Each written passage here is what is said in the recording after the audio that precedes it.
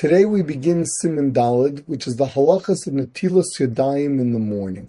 The Mishnah Berurah begins with the two opinions in the Rishonim of why Chazal were metaking the mitzvah of netilas yadayim in the morning with the bracha of al netilas yadayim.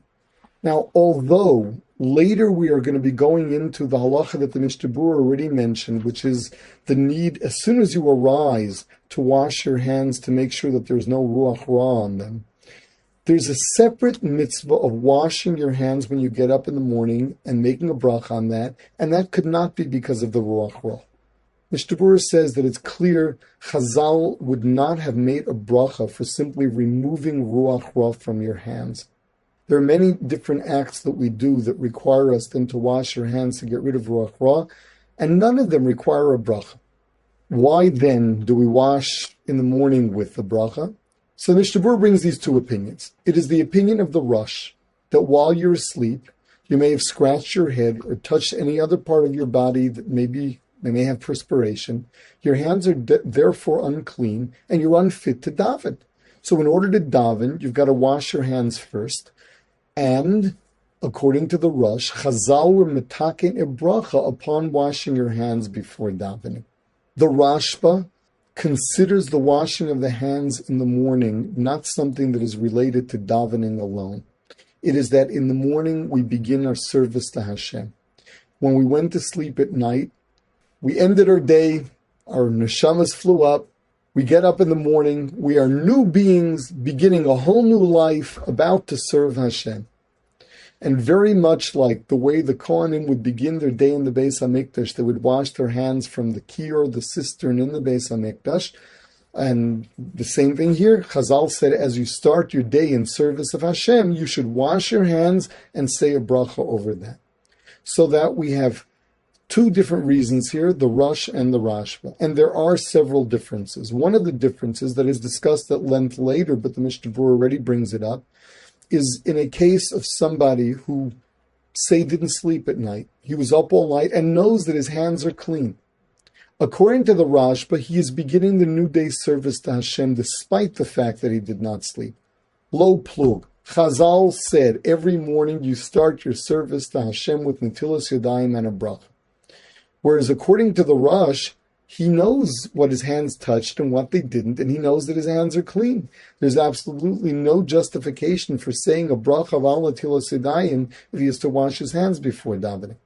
That would be one case of a machlokas. There's a much more straightforward difference between the two, and that is at which point you really are to say the bracha. According to the Rosh, say a Jew wakes up in the morning and he washes negelvasser like the Mishnah Berurah told us to at the very beginning, and the Shulchan Aruch will go into later in this Siman. He washed his hands. According to the Rashba, he has began his day in service of Hashem. He should now say a bracha. Whereas according to the Rosh, since he's about to use the washroom, he's going to get dressed, he's going to be touching himself. He's not ready to daven. He's going to start davening some time from now, and at that point, he's going to have to wash his hands for davening. According to the Rosh, he should not be making his bracha of al netilas yadayim on his negelvasser. He's got to make his bracha of al netilas yadayim when he's about to begin davening. All right, so what do? We wash our hands. When we get up, we wash negelvasser. We cannot say the bracha of al netilas yadayim at that point, and the Mishnah Berurah mentions there are two reasons for that. Number one, because according to the Rosh, you're not ready to daven, and second of all, if you have to use the washroom, we'll later learn, you're not supposed to be saying brachas. So a person washed his hands, goes, uses the washroom, gets dressed, does whatever he normally does before he davens, then washes his hands before he's about to daven. So now he would say the bracha of al netilas yadayim for the Rosh. The problem is, what do you do with the Rashba? According to the Rashba, you already fulfilled your mitzvah when you washed negelvasser. The washing of the hands before davening was not something that Chazal required a bracha over. How can you make a bracha at this point? So the Mishnah Berurah brings from the Chai Adam that the best thing to do is really refrain from making a bracha until you're about to start davening. And the Mishnah Berurah, that Bir Halacha, asks, but what do you do with the Rashba? According to him, my bracha is a bracha of atala. I washed a long time ago. So he speculates. He says, ve'efsher. It could be that the reason why the Chai Adam told us to do this is because even according to the Rashba, the Beis Yosef brings down that you don't have to say the bracha of al netilas yadayim immediately after washing your hands. Since the washing of the hands on the bracha is part of the daily service to Hashem, Chazal allowed you to say the bracha of al netilas yadayim together with all of the morning brachas. So the Mishnah Berurah says, it would seem that if this is pshat in the Chai Adam, that it would be ideal. So one washes negel vaser, does not say a bracha, uses the washroom, dresses, gets ready for davening, is about to start davening, washes his hands, and then says the bracha of al netilas yadayim together with other brachas. This would take care of all the problems. This would seem to be ideal. It's interesting. The Mishnah Berurah says this as speculation. He says this as efshar. He says this as efshar, and he doesn't forcefully tell us to make sure to say the bracha together with the other brachas. He does, however, very strongly say that you should not be saying the bracha of al netilas yadayim over negel vaser. So that it's clear, you should not be saying over negel vaser because of the rosh, even though according to the Rashba, that's the good time for it. Just before davening, you have the problem of how you can say the bracha then. It seems that it may be that you could say it then anyway, but ideally you should be saying it together with other brachas. Okay, so we got the first halakha. The halakha is that you're supposed to wash your hands and say the bracha of al netilas yadayim for either or both of these reasons. The Ramah then brings that there's a mitzvah of saying the bracha of Asher Yatzar every morning, even if you don't have to use the washroom. The same way we say all kinds of berachas hashachar, acknowledging the fact that Asher Nasam Lasech Vivina Lavchim Ben Yom Uven Laila, that Hashem gave us intelligence. Every morning when we get up, Chazal want us to acknowledge the fact that the brain works, to acknowledge the fact that there's a ground to step on, that we don't walk on all fours, that we wear clothing. We thank Hashem, we acknowledge all of these things. The same thing with Asher Yatzar.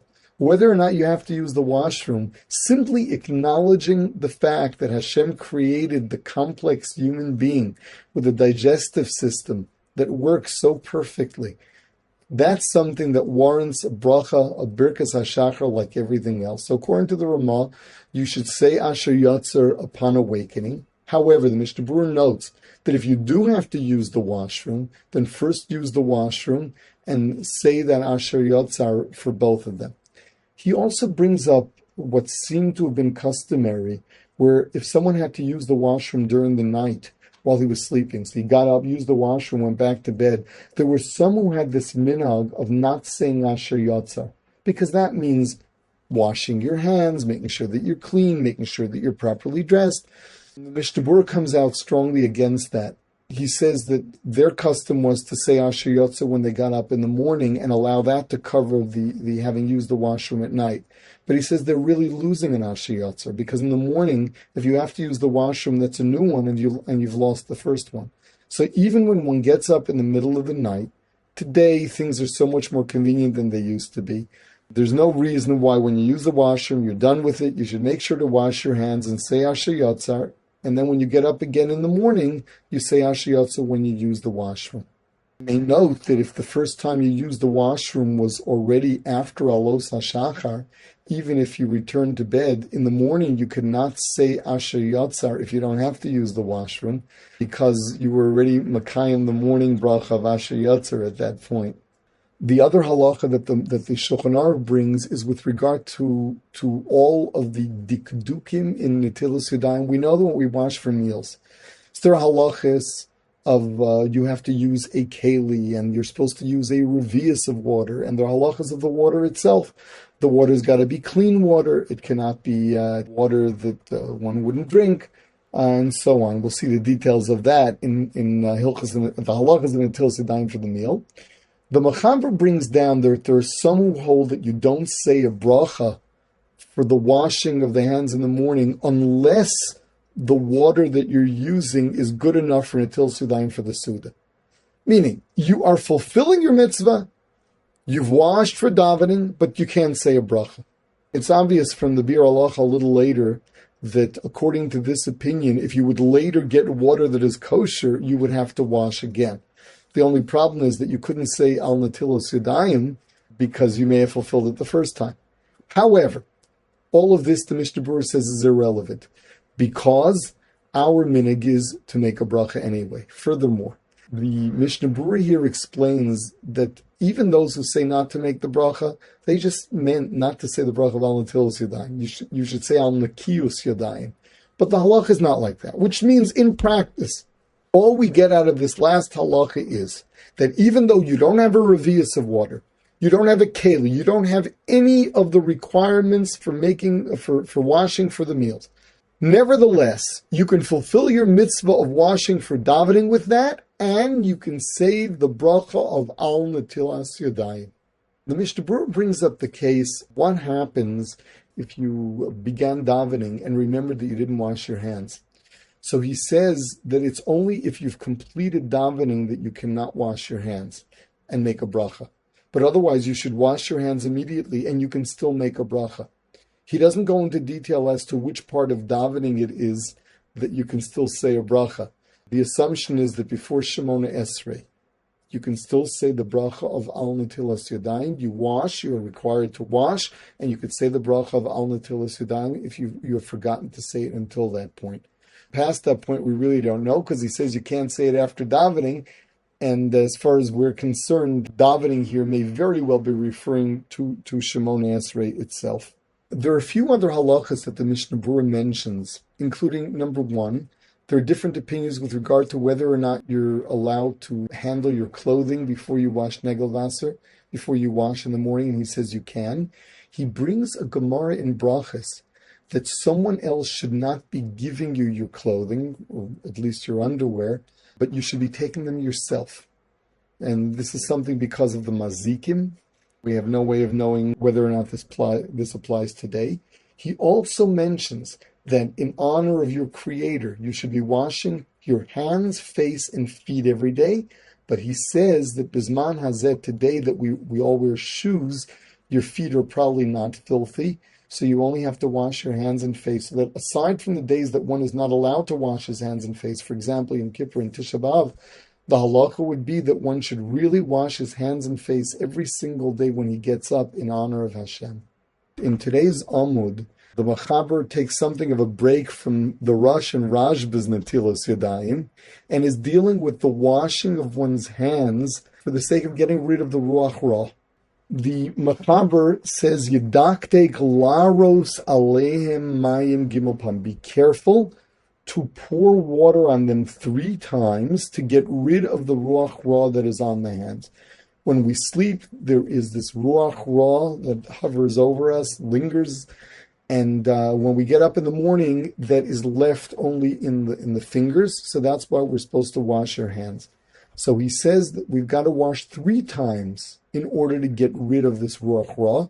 Once is not enough. You've got to pour 3 times. The Mishnah Berurah mentions that we do it 3 times, but you do one hand, second hand, then the first, the second, the first, and the second. Not only that, the Mishnah Berurah goes into just how one washes his hands. You're supposed to hold your hands up, ready to accept the water. It means each hand, you pour the water with your hand up and your fingers out, preferably washing the entire hand till the wrist. If not, then until the ends of the fingers, at least that much. So on Yom Kippur and Tisha B'Av, for example, where we're not allowed to wash the rest of our hands, we just wash our fingers. Similarly, one who does not have enough water can wash just his fingers if he doesn't have enough to wash his hands, and we rely on that as far as getting rid of the ruach ra. It has nothing to do with the other washing. This is the first washing that we do when we get up. Now, the Machaber then goes further, and he says, Lo yiga biyodo kol natil lepeh. One should not touch his mouth, lo lechotim, not his nose, lo leoznayim v'lo leinayim. You should not be touching your mouth, your nose, your ears, and your eyes. And Mishnah Berurah even brings down that it's preferable that you don't even touch your eyelids with your closed eyes, meaning even your eye from the outside, because the ruach ra that is on you before you wash negelvasser is dangerous for these things. In the Mishnah Berurah, he brings down that There are those who say that the same halakha would apply if one relieves himself and he's wiping himself, so any other orifice should also not be touched with hands that have ruach ra, because it is dangerous, it goes into the body. Then the Shulchan Aruch goes a little bit further, and he says, Afilu misha not al yodav, even once you've washed your hands, lo yemashmesh mepi atabas tamid. So one should not go and regularly touch himself from where he relieves himself, because it's unhealthy. It can give one hemorrhoids. He's referring to one who's got a wound from bloodletting. In other words, wherever you've got an open wound, you should not be touching there also, because it is bad for it. Today, one may say that perhaps the issue is germs, but for all we know, the Mishnah Berurah is discussing something else. It may be something Ruchani, it may be something spiritual. We do not know. Then he goes further. Lo yiga begigis sheichor. One should not touch a barrel of beer, because touching the barrel of beer will ruin the beer. Now, what is this talking about? So in the Bir Halachi, he brings the two opinions in Pshat and the Gemara. One is that it's never good to handle beer. Touching beer is not good for the beer. We're talking about beer that is brewing there, beer that is in the process of fermenting, and you're ruining it. You're ruining the beer.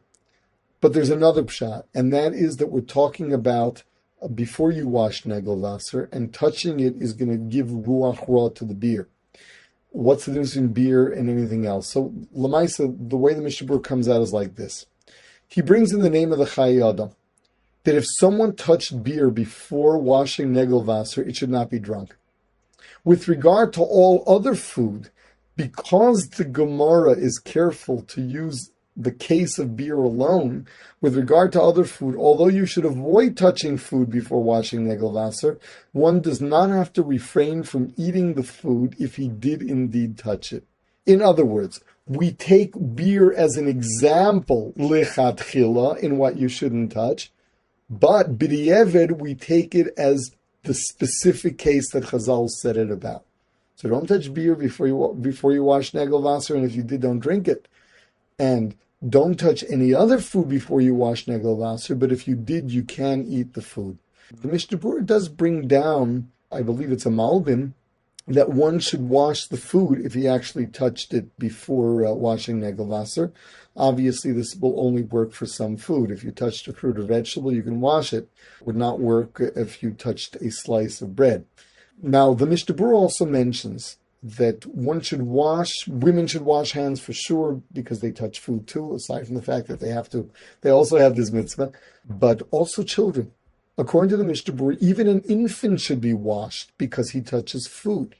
Now this is a chiddush, because the pashtus would have been like everything else. What it is that a child has to do is dependent on him reaching the age of chinuch. Chinuch for any mitzvah that doesn't involve becoming some great philosopher where you don't really have to understand what you're doing. The time for chinuch there is as soon as the child is old enough to actually complete the action. So in the case of washing Negelwasser, Higiyah Chinuch would pashtus be the time that a child is old enough to wash himself. That would be the Higiyah Chinuch. Whereas, according to the Mishnah Berurah, you should see to it to wash his hands even earlier, because he does touch food. The question is how zealous one really has to be if lots of other food that we have in the house was touched by Jews that don't wash Negelwasser. But as far as the Mishnah Berurah is concerned, you have to make sure that you wash even the kid's hands, because he touches food, and obviously he's also touching his eyes and everything else. Next, the Mechaber goes back to the halachas of Netilas Yadayim in the morning. In other words, the Shulchan Aruch went off on a tangent. He discussed the halachas of washing your hands to get rid of Ruach Ra. Now he is going back to the beginning of Siman Dalet, where he taught us the halachas of washing first thing in the morning, the rosh and the Rashba's explanations, which is that you're washing because you're beginning your day's service to Hashem, or you're about to daven, you have to make sure your hands are clean. So he says here, Ein tzarech revius l'netilas yadayim l'tefillah. You do not need a revius for netilas yadayim for davening. Before he did not beferish say revius. He only said that water that was posel is kosher. Now he's telling us not only is it the quality of the water, but also the amount of water, the quantity of water. The Mishnah Berurah mentions that la halakha we hold that not only is this good for netilas yadayim for tefillah, but this also works to get rid of ruach ra. You do not need a revius of water. There is no shear for the amount of water you need in order to get rid of the ruach ra. The next halakha, and here too the Shulchan Aruch is referring to washing first thing in the morning for davening. And he says, Tov, it is a good thing to be makpid that the water you're using should have all of the halachas that it does for washing for the meal. But he says, the Ramah says, b'di'evet, it is not ma'akev. And remember, this means that we even will say a bracha of al netilas yadayim for it. And the same thing is going to work for ruach ra. And he mentions lo keli, if you don't have a keli, lo koach gavra, you did not have a human being pouring the water, and all the other things that will pass netilas yadayim for the meal. So the halach is lechatchila for davening. In order to say the bracha of al netilas yadayim, you should really use water that is kosher for netilas yadayim. You should use a keli. You should have a human being pouring it, whether it's yourself, whether it be somebody else. You should lechatchila, but we will be able to say al netilas yadayim as long as you had water and you washed your hands.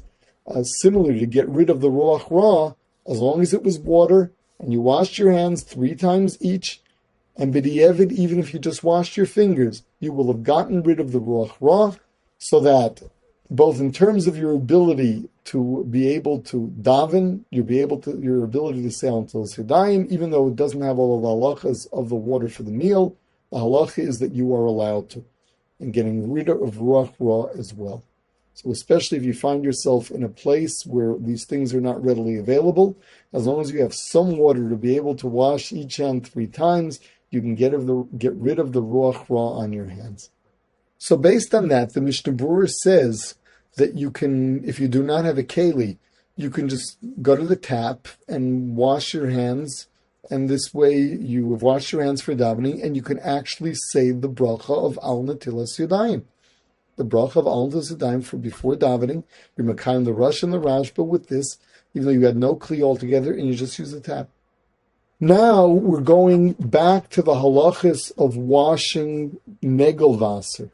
In other words, the Shulchan Aruch is going to mention things that are necessary because you're getting rid of the ruach ra. Whereas had you already done this and now you're washing your hands just for davening, these halachas would not apply. So the first halacha is that you're not supposed to wash onto the floor. You're supposed to wash into a keli, into a vessel. The Beis Yosef got this from the Lashon of the Zohar. It may very well be that this is actually part of what you need to get rid of the ruach ra. Then he says, siftes, that the water that you use for negelvasser is not to be used for anything else. You're not supposed to have any hana from it. It is dangerous. It's got ruach ra. And as a result of it, you should make sure that when you eventually empty it from the vessel, when you do pour it away, you're not going to keep it in a keli forever. So when you do pour it away, you don't pour it in a way that people are going to end up making contact with it. So you either pour it over soil that absorbs, or you pour it in some place where it's just going to run off because it's on a slant and it's just going to roll off and no one will have any contact with it. So obviously you can pour it down the drain. So this again is referring to the water that you are using to get rid of the ruach ra. It should be you should be washing into a keli, and that water should not be used by anybody. Next, the Shulchan Aruch says that the way to go about it is that you actually take the keli that you're washing with, you take that into your right hand, you fill it with water, take it in your right hand, give it over to your left hand, then wash your right hand, then your left, your right, your left, your right, your left. And the Mishnah Berurah brings down in the name of the Gra that you should wash a fourth time in order to get rid of the ruach ra that is left on the water after the third time. It's not on your fingers anymore, but it's in the water, and the same way we want to get rid of the water and we don't pour it in a place that someone may come in contact with it, you don't want to leave it on your hands. So according to the Gra, it is 4 times each one. The Mishnah Berurah mentions that even a lefty washes his right hand first when it comes to negel vaser. The idea of right and left here is in order that the yamin, which is the midas hachesed of Hashem, should be stronger than the small, the midah of gevura. So here we are not referring to your stronger hand or your weaker hand, we are referring to the koach of yamin, the koach of small, and this goes by everybody else's right and left. Next, the Shulchan Aruch brings that you should not wash your hands from someone who didn't wash negel vaser yet. Even though for the meal, the halakha is that someone who did not wash can wash the hands of people who are now washing for the meal. When it comes to getting rid of ruach ra, one should not do that. The Beis Yosef brings the Zohar, v'hizo hatohor al hatomei, it says. In fact, just a little note, the reason why we wash our hands consecutively, the reason why we go right, left, right, left, right, left, is because whatever hand you're pouring from should not be too far behind in Tara, the hand that it's washing. So say you take your left hand, which has not been washed at all, you're washing your right hand, which has not been washed at all, that's fine. Whereas, if you would now be washing your right hand twice, one after the other, the left hand has now fallen behind.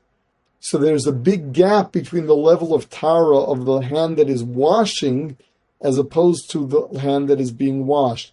This is why we go right, left, right, left, right, left. And obviously, if someone else is washing your hands, it is ideal that he had washed negel vaser totally so that his hands are completely Torah. And if he didn't wash them at all, then he should not be washing your hands. Now, Sif Yud Beis, still on negel vaser, is telling us that the way to get rid of the ruach ra is only by pouring water onto your hands. Whereas, if you stick your hands into the keli and say wash them off there, you may get them clean, but you're not going to get rid of the ruach ra. The ruach ra only can be gotten rid of if water is being poured onto the hand.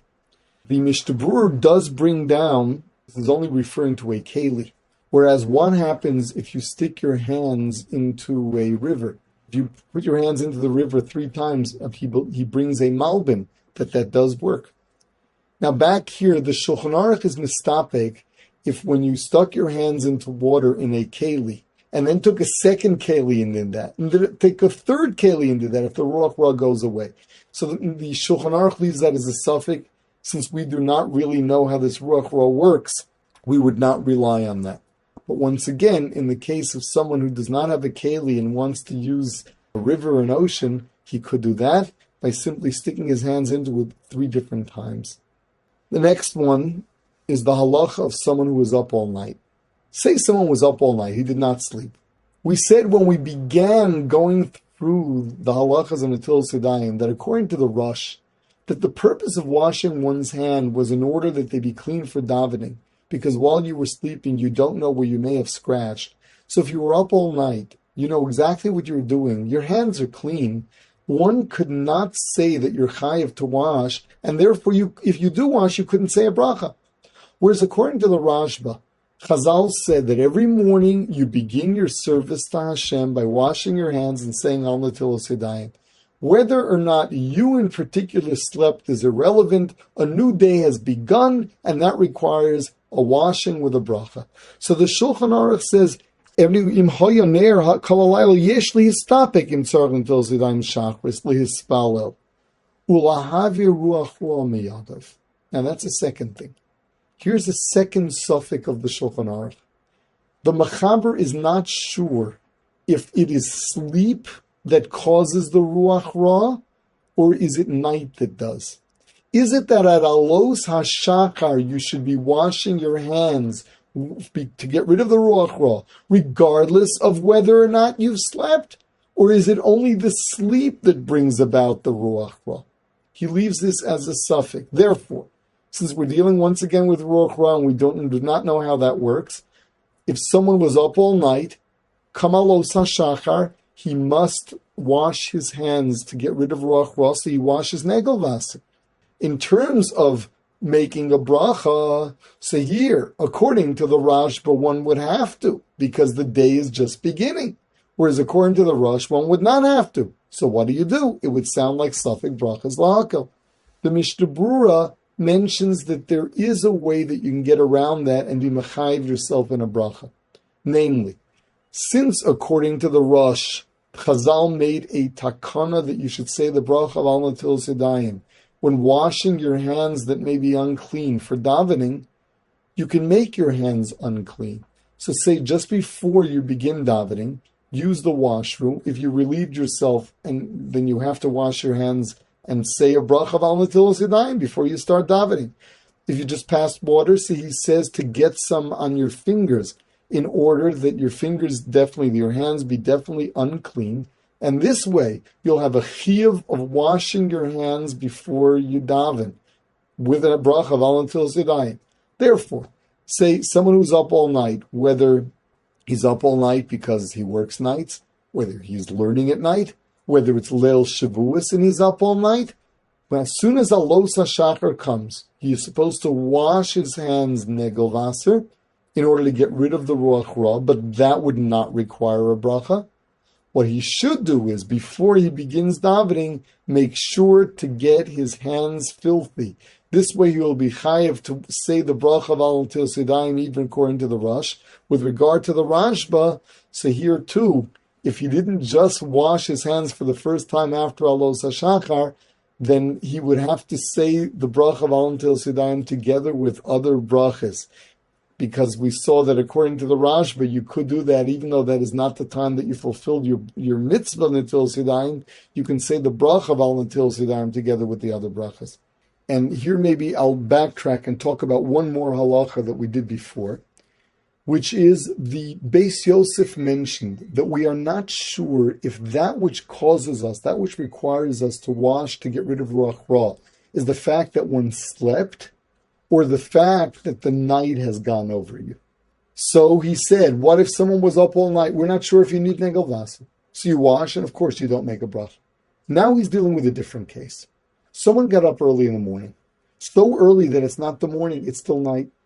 Someone gets up before Alos HaShachar. He washed his hands to get rid of Ruach Ra because he had slept.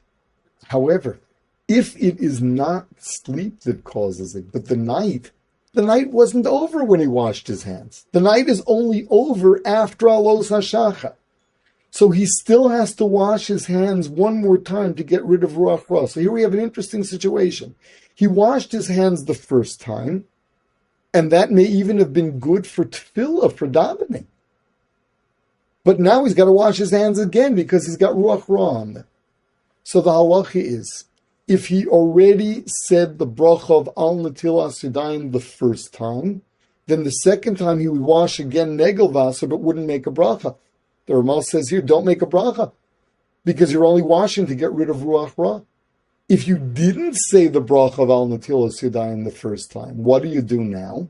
So here the Mishnah Berurah suggests that we do the same kind of thing as somebody who was up all night. The Mishnah Berurah there spoke out that according to the Rashba, somebody who was up all night does have to wash his hands once again as he begins his daily service of Hashem. According to the Rosh, that the reason we wash our hands is because in your sleep you don't know what you touched or scratched. If you didn't sleep, then you didn't touch or scratch. So you don't have to wash your hands. Said the Mishnah Berurah then, use the washroom, make sure to get your hands filthy. Once you get your hands filthy, according to the Rashba, you have to wash your hands because you're beginning your service to Hashem, even though you were up all night. According to the Rosh, you now got your hands filthy, so for davening, you're going to have to wash your hands. Therefore, Mishnah Berurah says the ideal thing to do when you're up all night is actually get your hands filthy and then wash your hands and make a bracha. Says the Mishnah Berurah, the same thing will apply here. Somebody got up in the morning, he slept all night, except that he got up before Alos HaShachar. He washed Negelvasser the first time. He didn't say a bracha then. Now he's washing again after Alos HaShachar. According to the rosh, you've already washed your hands and they were clean for davening before. According to the Rashba, you already washed your hands and that was the beginning of service to Hashem. So now you're left with the question, what should you really do? You have to wash your hands negel vaser. You didn't say a bracha of al netilos yadayim when you washed the first time. So now you're left having washed your hands twice and not made a single bracha.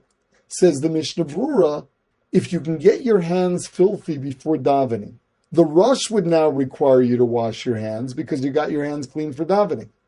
As far as the Rashba goes, remember the Mishnah Berurah had told us that even though you washed previously, you can now make the bracha for the Rashba if it's just before davening, preferably together with other brachas.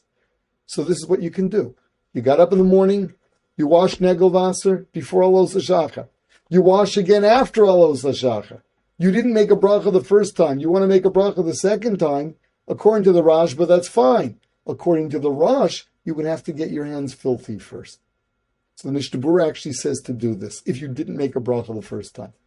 Now we're left with the question, is there anything wrong with somebody, say, who davens very early in the morning, washing his hands, saying a bracha of al netilos yadayim, although it is before Alos HaShachar? He's going to have to wash again for negel vaser. But remember, the bracha was never made for negel vaser. The bracha was made for washing your hands for davening. So when someone gets up before Alos HaShachar and is going to start davening right after Alos HaShachar, is there any reason he should not make the bracha of al netilos yadayim? No. He can say al netilos yadayim although it's before Alos, and have to wash again negel vaser after Alos. But that has nothing to do with his davening. That's removing roach raw, for which one did not have to make a bracha. Consequently, we would leave it like this. Someone gets up before Alos HaShachar. He should wash negel vaser, and now he has to decide. Is he going to make a bracha of al netilos yadayim when he first washes at this point or not? So if he washes negel vaser, he's about to use the washroom and he's going to get dressed. He'll have to wash again after he uses the washroom.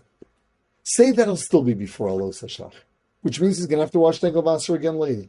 Should he now say the bracha of al netilos yadayim? Well, this goes back to the original bir halakha at the beginning of the singing. If he is going to begin davening shortly, he could and should.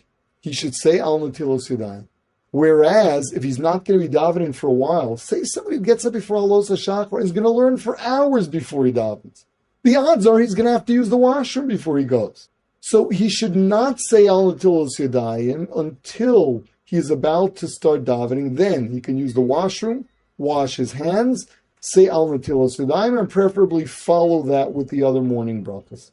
Whereas, if someone is davening early, so he got up before Alos HaShachar, used the washroom, got dressed, it's still before Alos, he's going to wash soon, he should say al netilos yadayim when he washes, before he davens, even though it is before Alos HaShachar.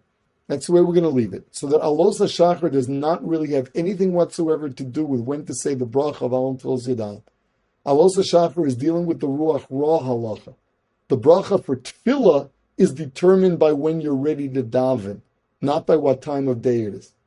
The next halakha that we find in the Shulchan Aruch is that of one who sleeps by day.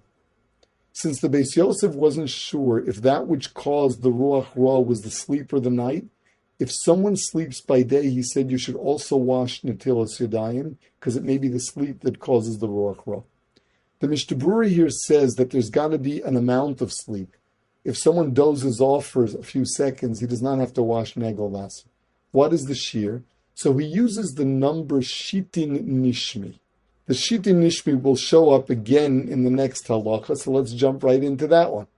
The Shulchan Aruch says, David ha'ayon nizhar shelo lishon shitin nishmi. David HaMelech was careful not to sleep shitin nishmin, and the Ramah says, shishin nishimos, 60 breaths. Kidei shelo yitom tam misa, in order that he not taste the taste of death, because sleep is a 60th of death. The Ramah adds to that it's only by day. Now, if you just read the words of the Shulchan Aruch, he's telling us a story. He doesn't say anything about us.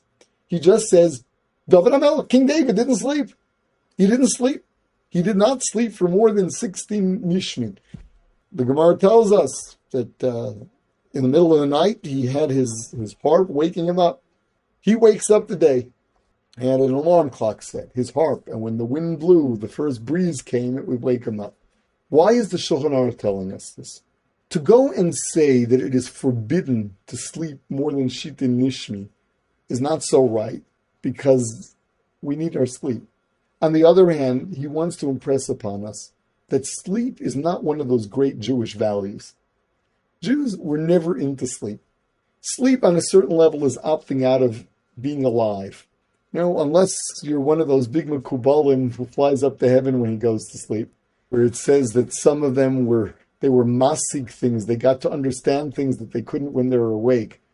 Unless we're one of those, then sleep really takes us out of our consciousness of what's going on around us. We do not have the ability to exercise our free will, and therefore we're giving up an essential element of what life is all about. We're not into sleep. So as inspiration to let us know, look, David HaMelech wouldn't sleep shitin nishmin. Understand that sleep is not one of those big things for us. You minimize sleep. Now, exactly how to go about deciding how much to sleep, that is something the Mishnah Berurah discusses at a much later point based on a Taz. The Taz talks of people that stay up late at night in order to learn and then are tired all day and their brain never really works. And then for them he says, Shav lochem mashkimei ku me'achrei sheves. You're wasting your time. You're doing something that seems exotic and a wonderful thing to do, staying up till the wee hours of the morning studying Torah, but you're half asleep all the time. The right thing to do is get as much sleep as you really need in order to be awake, and nothing more than that. So that the Shulchan Aruch is inspiring us to sleep as little as we can get away with. David HaMelech slept so little. The Ramah is saying that it was by day. So the Nosei Kalim and the Mishnah Berurah included mention the fact that David HaMelech didn't even sleep at night that much. It's just for us, we should be more careful to avoid sleeping by day. Night was meant for sleep. It was really meant for Torah. But at night, you sleep the amount you need. Sleeping by day only if it is an absolute necessity where you find that your eyes are closing and you're really not able to concentrate. Only then should you sleep by day, but not by night. By night, you sleep the amount of sleep that you need in order that you have a clear mind for the entire day. What is the Shita Nishmin? So the Bir Halacha says that the opinions vary.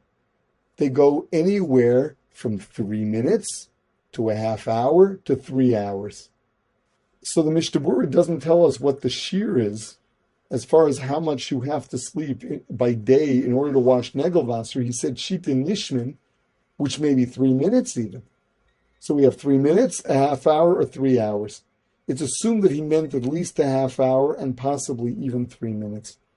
So people should not be sleeping by day, but if they do, if they need to, then they would have to wash Negelvasser. And by the way, even if someone just falls asleep in the middle of the day, if it's for Shita Nishmin, then the person would have to wash Negelvasser when he wakes up.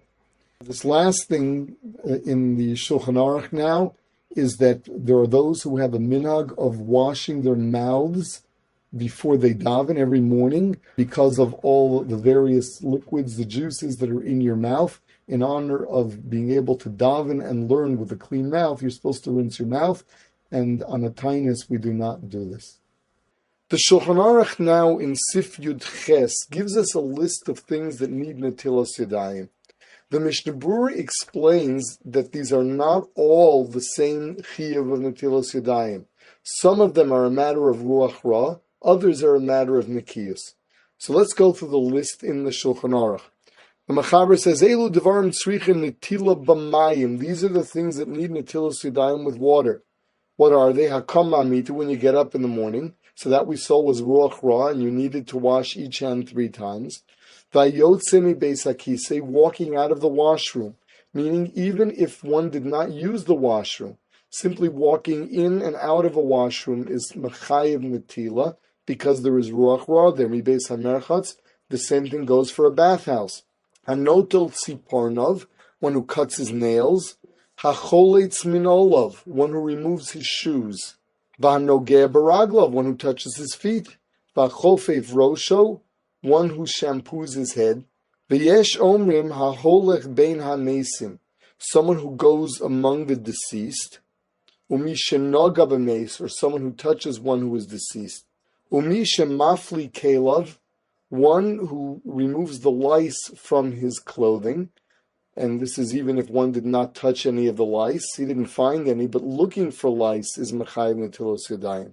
V'hamishamish mitaso, marital relations. V'hanogea bekina, or someone who touches lice. V'hanogea begufo b'yado, someone who touches any of the covered places with his hand, the covered places in his body with his hand. So this is the entire list. Now, in this entire list, most of them were a matter of ruach ra. Most of them needed washing the hands completely because of ruach ra. And as the Mishnah Berurah points out, and we'll see a little later in the Shulchan Aruch, that is supposed to be done immediately. To remove ruach ra is something that is necessary as soon as one can, because allowing ruach ra to linger is not especially healthy. And we'll see all kinds of things that happen when one allows them to linger, one allows it to linger. Also, when you wash for ruach ra, you've got to wash the entire hand, preferably all the way to the wrist. If not, at least to the fingers. At least wash the fingers, the same way we do on Yom Kippur and Tisha B'Av, when it's also to wash the entire hand. So there we saw that you can get away with washing your fingers for removing ruach ra. Not so when we're dealing with hands that are filthy and all you're trying to do is get rid of the dirt. So what's included in that? So the Mishnah Berurah explains that cholitz min olav, removing shoes, is not a matter for ruach ra. Others disagree. The Mishnah Berurah says that removing shoes, touching your shoes, is just a matter of lichluch, which means all you've got to do is make sure that you wash where you touched, and if you don't have water, you can use anything else that will cleanse your hands. The same thing, he says, applies to nogea baraglov and chofev rosho, which means that if you're doing the motions of scratching the head, or in the case of someone who touches his feet, there it's a matter of lichluch, it is only a matter of nikius, it has nothing to do with ruach ra. So it turns out that all of the other things were a matter of ruach ra, and these things were merely a matter of nikius. Now, although the Mishnah Berurah said that for nikius, all one has to do is cleanse himself, and really you don't even need water, the exception is for davening, and we're going to be seeing this over again. Meaning, there's a mitzvah of hikon lakrasa lakecha yisrael, where if you know that your hands are filthy, or you think that your hands may be filthy, you are required to wash them with water for davening if you can. It will be mutter to daven if you just cleanse the part of your hand that is filthy. But there's a mitzvah of washing your hands for davening with water. So, once again, we have ruach ra, where you've got to use water. We have nikius, where you do not have to use water in order to enable you to say psukim, to daven, to learn. There, all you've got to do is get rid of the filth with anything that will cleanse your hands. It does not have to be water, it can even be a cloth. And you don't have to clean your entire hand, just the part that got filthy. The third halakha will be that when it comes to davening, if your hands may be filthy, there is a requirement to actually wash your hands with water, if you can. If not, then the halakha of nikias will say that so long as you got your hands clean, you'd be allowed to daven and say psukim. Now, we saw that when it came to negelvasser, getting rid of the ruach ra in the morning, there was a very special way of washing. That does not apply to all other cases of ruach ra. All the Machaber said, Elu dvarim tzrichim netila, all he said was that you need netila b'mayim, you need water. He did not say that you need a cup into another keli. He did not say washing 3 times. However, the Mishnah Berurah brings down that the poskim say that the halakha of washing with a cup and 3 times applies also for holach bein hamesim, someone who walks among the deceased. Now, what's included in walking among the deceased? Number 1, someone who goes to a levaya, he goes to a funeral, and is malava the mace. He actually follows the deceased for 4 amos. He would have to wash his hands using a cup 3 times each hand, the same way we wash for negelvasser in the morning. The poskim also bring down, this is mentioned in Yoredeah, and Mishnah Berurah mentions it here, that it is minhag Yisrael not to walk into a building until after having washed hands, coming back from a funeral, from a levaya. And the lashon there is minhag Yisrael Torah. Even though we don't know where it comes from, since it is minhag Yisrael, we consider that an absolute necessity. So when going to a funeral, having followed the mace, the other one is walking into a cemetery. If one walks into a cemetery, then when he comes out, he must wash his hands. And again, here he's got to use a cup, he's got to use water, and wash each hand 3 times. All the other cases of Ruach Ra, that is unnecessary. For all the other cases of Ruach Ra, one just has to use water. Now, there are some who have a minhag that when coming out of the washroom, they will also use a cup. They will also wash their hands 3 times like Negel Wasser. The Mishnah Berurah mentions that the Magen Avram disagrees with that, and the way that Mishnah Berurah presents it, the Magen Avram disproves it, meaning he refutes all of the possible sources to that. We now go back to that list of things that require Netilas Yadayim just for Nikiyas. So we said that someone who touches his shoes, takes off his shoes, he touches his feet, or he scratches his head. We're soon going to see that the halakha is that these are all included in touching places that are covered. So the Mishnah Berurah points out that in a place where people walk around barefoot, the feet are not considered a covered place. And as a result of it, if one touches his feet, it could be that he doesn't have to wash. Now, one may ask, but the feet walk on the floor, why aren't they filthy? It would seem that the Mishnah Berurah holds that in places where people walk barefoot, they are careful where they walk. Unlike when we wear shoes where we'll step on anything, when people walk around barefoot all the time, they're careful what they step on, and therefore we would not consider the feet as being filthy. So the Mishnah Berurah leaves that as a suffix in a place where people walk barefoot, whether or not that would require for one to wash his hands for touching. Now the other one was if one is removing lice from one's clothing, that requires Netilas Yadayim for Ruach Ra. The Mishnah Berurah says that if one kills a fly, say, any other creature, the halakha there is that unlike getting rid of lice from clothing, that would only require washing one's hands for nikiyos. So you can cleanse your hands with anything. You don't have to wash the entire hand, only the part of the hand that became filthy. And this halakha that you're supposed to do it immediately because we do not want the Ruach Ra to linger, that would only apply when removing lice. That would not apply when it comes to killing any kind of animal. Which now takes us to Sif Yud Tes. Hamakis dam mehaksafim. If someone does bloodletting from his shoulders, v'lo notel yadav, and did not wash his hands, mefachet zayin yomim. So the Mechaber is telling us that when one does bloodletting, they are required to wash their hands afterwards. Not only that, but if you don't wash your hands, then for 7 days you're going to walk around in fear. Then he says, hamagaleach, what happens if someone cuts his hair and does not wash his hands? He fears for 3 days. So here also we have a halakha.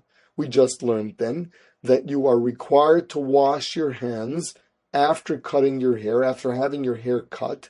So this is, once again, an inyan of Ruach Ra. If this were merely a matter of Nikiyos, we wouldn't have to worry for 3 days or 7 days. So that we have 2 more to add to the list, and that is Hakazas Dam, bloodletting, and the other one is Hamagaleach, which is cutting one's hair. That includes shaving. Hanotel Tziparnav, this was mentioned, Velo Notel Yodav, if someone cut his nails and didn't wash his hands. So it says he fears for 1 day, but unlike the others where apparently the fear will be understood, this fear will not be. He will not know what he's afraid of. But just walk around with the sensation of being afraid of something and not quite know what it is that he's afraid of.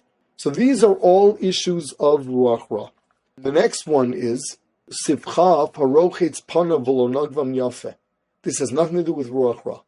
If you wash your face and did not dry it well, so it says that the skin will begin to split.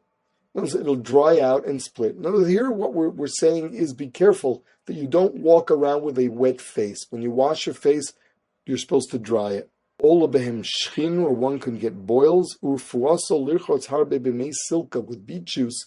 Washing one's face in beet juice will remove whatever consequences he suffered for not drying his face after washing it.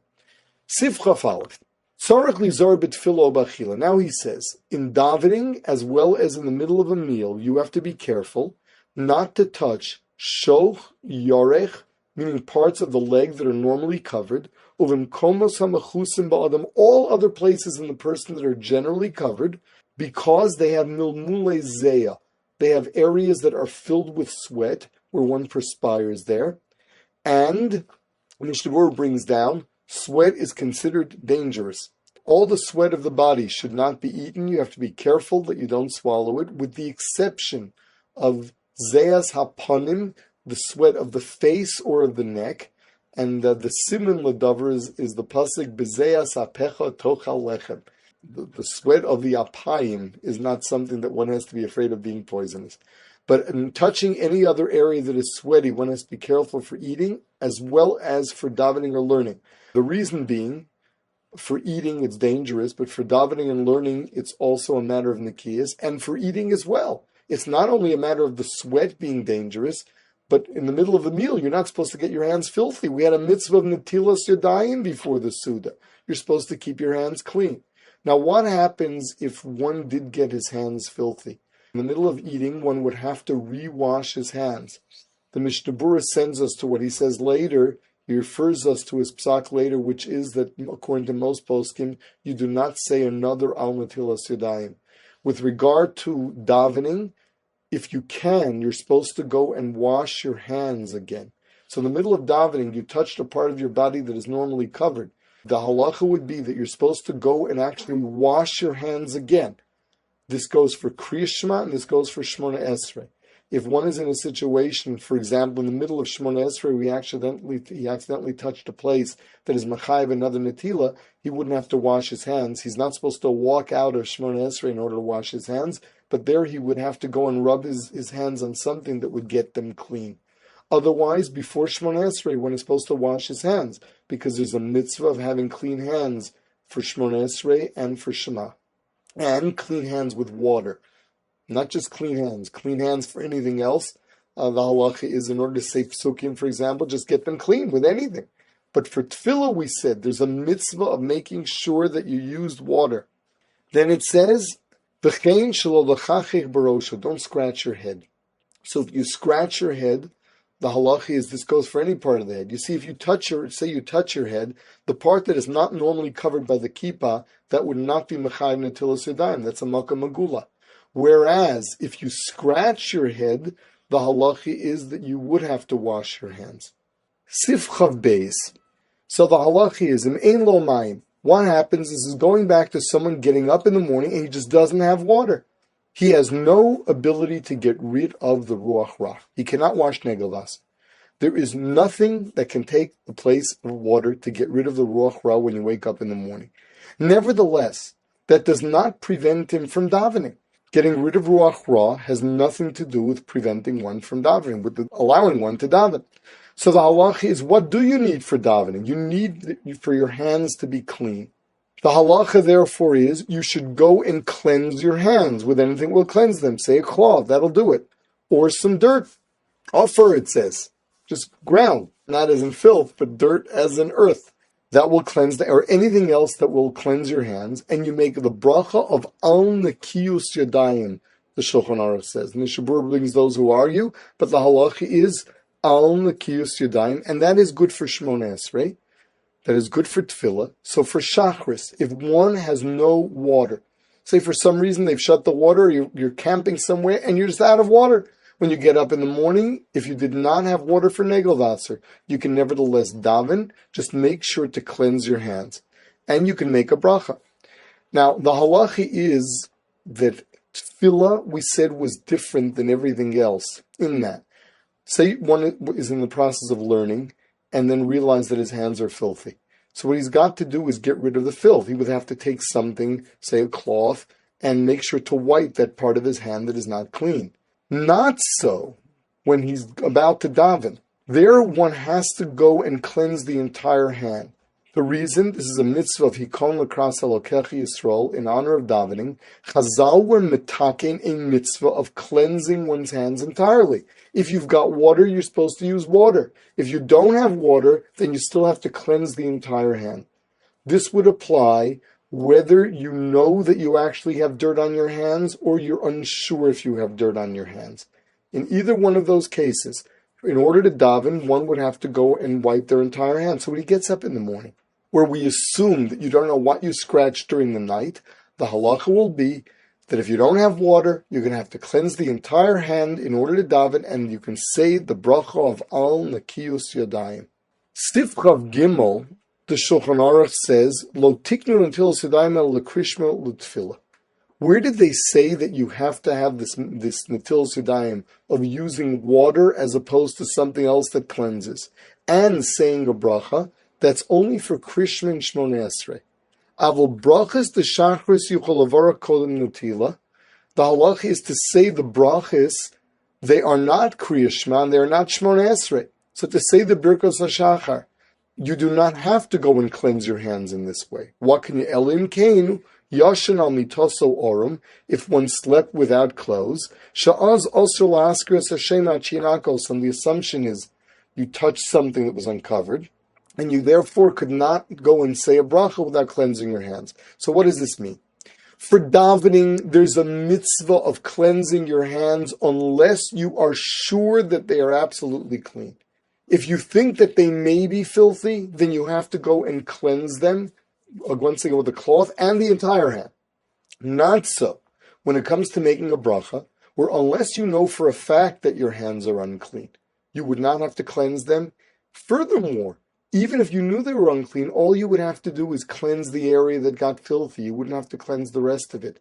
And there was no bracha of al nakiyus yadayim said. So for tefillah, l'chatchila you need water. If not water, then you must at least cleanse the entire hand. If it is shachris, you say the bracha of al nakiyus yadayim. For saying brachas, all you've got to do is make sure that no part of your hand is filthy, and if any part of your hand is, then make sure to cleanse that, and that gets no bracha. You don't have to cleanse the rest of the hand. And with regard to all other tefillas, it comes to all other davening, so there too there's a mitzvah of washing your hands with water. You're supposed to wash with water before tefillah. The details of this we're going to see in the halachas of tefillah. As far as saying the bracha of al netilas yadayim, we paskin that the takana was only for shachris. There are those who say, the Mishnah Berurah actually brings down, and we'll see this later, he brings down in Malbim in the Orach Chaim, that if one used the washroom and is about to daven mincha or ma'ariv, he should say the bracha al netilas yadayim. But the Mishnah Berurah himself says not to do that. He then says, look at Meiser Rav. The Gra happened to have held that you do make the bracha of al netilas yadayim for other tefillas. However, what seems from the Mishnah Berurah is that the halakha is that you do not say a bracha of al netilas yadayim for any other tefillas, only for shachris.